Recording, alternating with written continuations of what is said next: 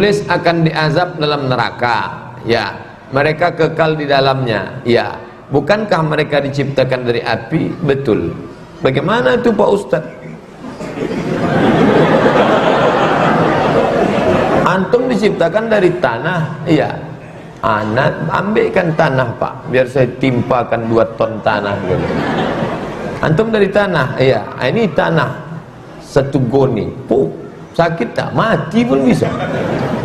Jadi apinya setan itu api berwarna merah, sedangkan api neraka itu dipanaskan 1000 tahun berubah jadi biru, dipanaskan 1000 tahun berubah jadi putih, dipanaskan 1000 tahun berubah menjadi hitam.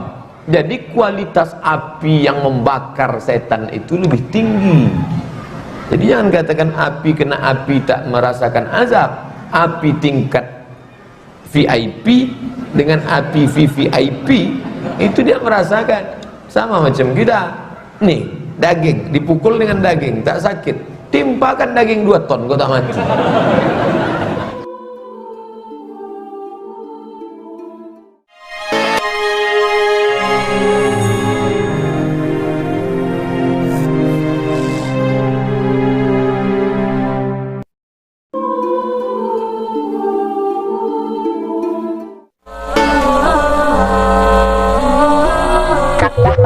Salah satu dari 7 bangunan keajaiban dunia, serta menjadi tempat suci bagi umat Islam, yang dimana Ka'bah dijadikan acuan arah salat umat Islam yang disebut kiblat. Umat Islam melaksanakan salat ke arah Ka'bah bukan berarti umat Islam menyembah Ka'bah. Sangat penting untuk digarisbawahi bahwa umat Islam hanya menyembah dan menundukkan diri kepada Allah Subhanahu wa Ta'ala. Disebutkan dalam surat Al-Baqarah ayat 144 yang berarti, kami melihat wajahmu Muhammad sering menengadah ke langit, maka akan kami palingkan engkau ke kiblat yang engkau senangi. Maka hadapkanlah wajahmu ke arah Masjidil Haram, dan di mana saja engkau berada, hadapkanlah wajahmu ke arah itu. Dan sesungguhnya orang-orang yang diberi kitab Taurat dan Injil tahu bahwa pemindahan kiblat itu adalah kebenaran dari Tuhan mereka, dan Allah tidak lengah terhadap apa yang mereka kerjakan. Dalam hal ini, berikut beberapa alasan kenapa kaum muslimin bersujud menghadap ke arah Ka'bah berada. Pertama, Islam menghendaki persatuan. Ketika kaum muslimin hendak menunaikan salat, bisa jadi ada sebagian orang yang ingin menghadap ke utara, sedangkan yang lainnya ingin menghadap ke selatan. Untuk menyatukan kaum muslimin dalam beribadah kepada Allah, maka kaum muslimin dimanapun berada diperintahkan hanya menghadap ke satu arah, yaitu Ka'bah. Kaum muslimin yang tinggal di sebelah barat Ka'bah, mereka salat menghadap timur. Begitu pula yang tinggal di sebelah timur Ka'bah, mereka menghadap barat. 2. Ka'bah adalah pusat peta dunia. Kaum muslimin adalah umat pertama yang menggambar peta dunia. Mereka menggambar peta dengan selatan menunjuk ke atas dan utara ke bawah.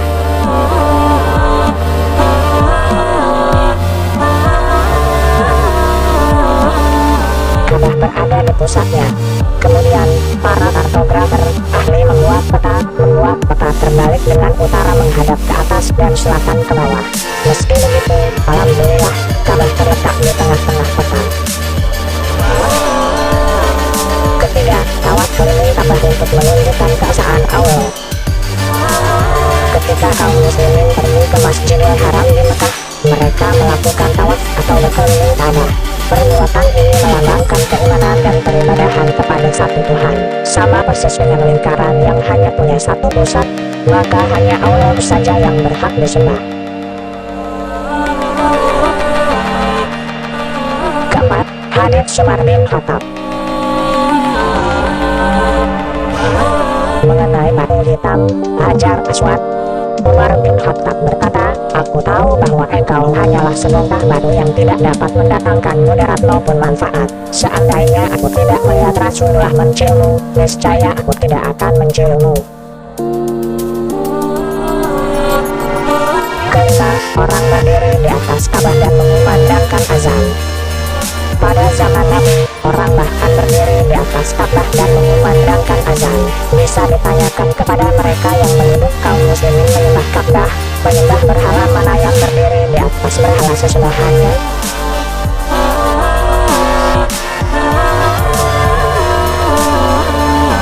Itulah penjelasan orang muslim bukan menyembah Ka'bah, tapi Ka'bah hanya sebagai kiblat ketika sholat.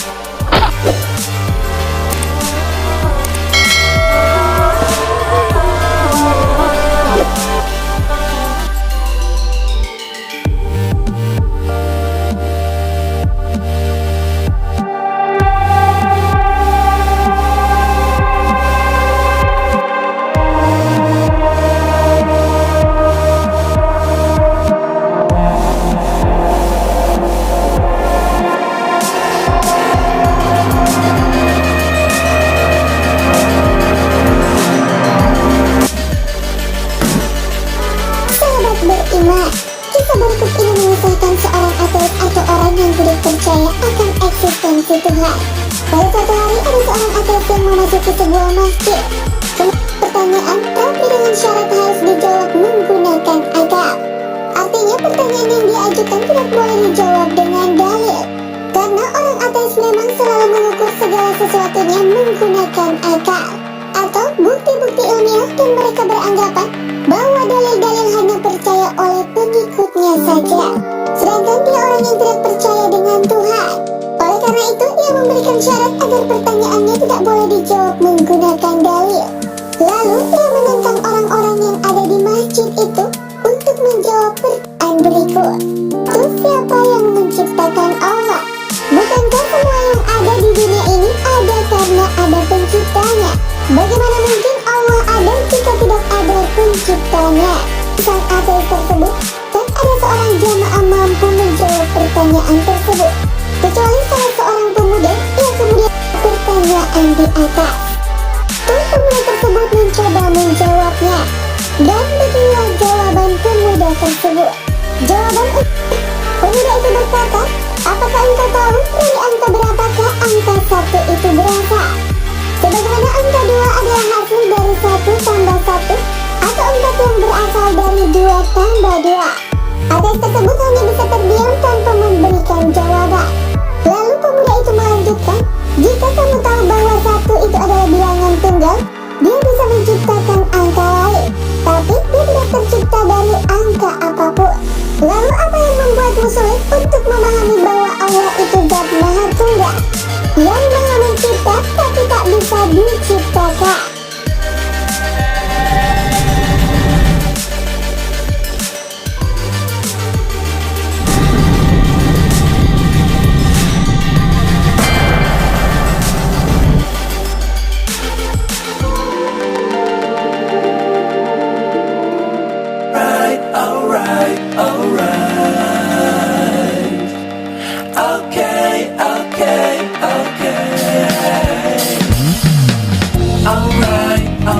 Katakanlah kepada dia bahwa aku, Imam Abu Hanifah, siap untuk berdebat dengannya.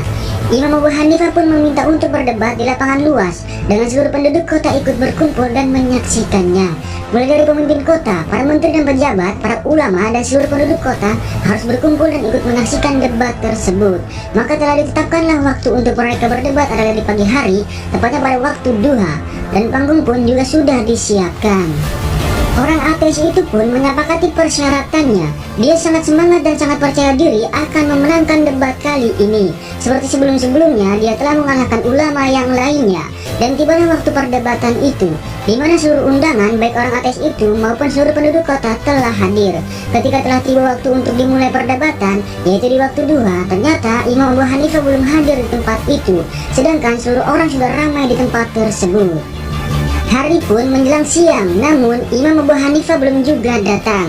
Para ulama menjadi gelisah dan khawatir lantaran Imam Abu Hanifah tak kunjung datang. Pada akhirnya orang ateis yang ingin berdebat itu mulai sesumbar dan berkata, manakah Abu Hanifah itu yang katanya ingin berdebat denganku?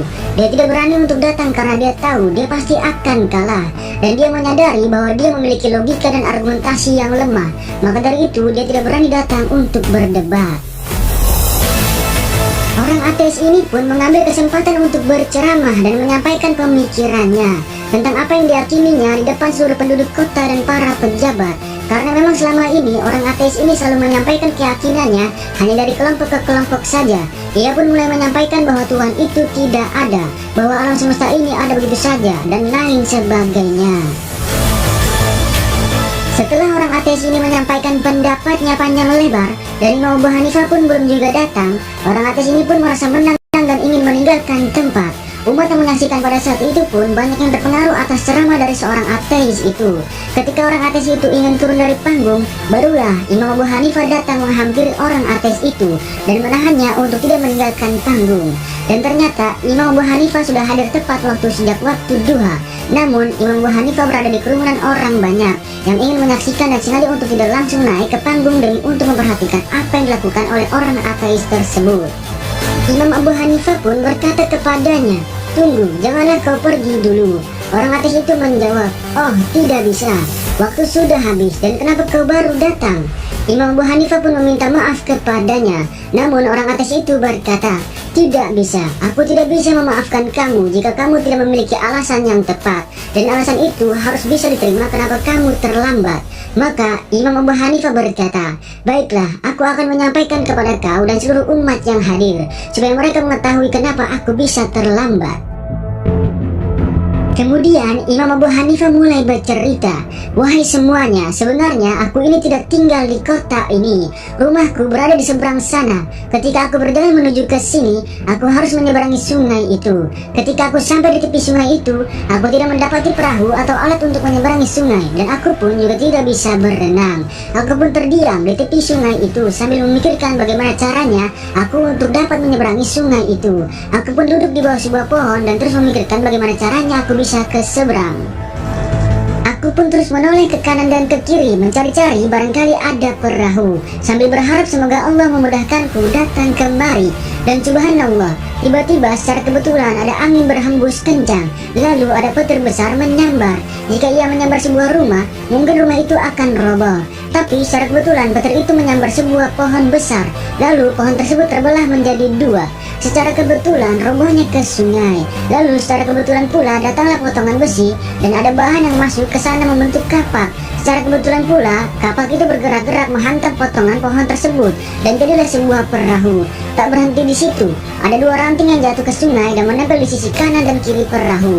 Setelah itu perahu tersebut mendekat kepadaku dan aku naik. Begitu aku di atasnya, perahu itu mendayung sendirian dengan cepat hingga aku sampai ke seberang dan akhirnya aku bisa tiba di sini. Nah, begitulah ceritanya. Sekarang mari kita lanjutkan diskusi kita.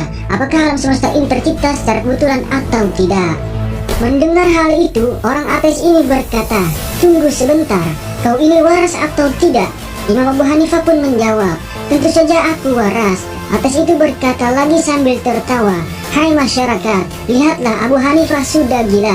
Ceritamu itu tidak masuk akal, wahai Abu Hanifah.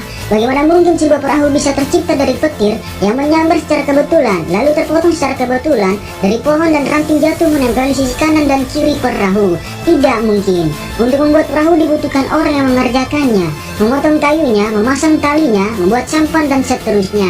Hai masyarakat, apakah kalian percaya?" Lalu masyarakat pun menjawab, "Tentu saja tidak, itu tidak mungkin." Lalu ateis itu berkata lagi, "Maka Abu Hanifah ini sudah gila." Kemudian Imam Abu Hanifah berkata, "Subhanallah, tunggu sebentar. Yang gila sebenarnya aku atau dirimu?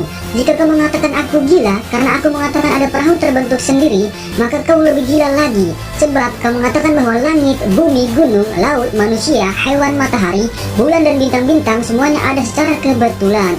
Tapi mengapa kau tak percaya bahwa ada satu perahu yang tercipta secara kebetulan? Maka kau lebih gila daripada aku. Sebab itu kita ini sama-sama gila. Jadi kita ini jangan berdebat." Setelah berkata seperti itu, Imam Abu Hanifah langsung pergi dan kembali pulang. Lalu semua penduduk kota yang menyaksikan itu tercengang. Pikirannya seperti merasa terbuka. Lalu dengan sontak mereka berkata, "Ternyata betul Imam Abu Hanifah. Perahu yang kecil saja tidak mungkin bisa terbentuk sendiri. Lalu bagaimana bisa alam semesta, langit, bumi, bintang-bintang dan semuanya ini bisa tercipta sendiri secara kebetulan tanpa ada penciptanya? Ternyata kita telah dibodohi oleh ateis ini." Dan pada akhirnya semua orang yang terpengaruh perkataan ateis itu kembali kepada Islam dan meninggalkan orang ateis itu sendiri karena telah dianggap gila.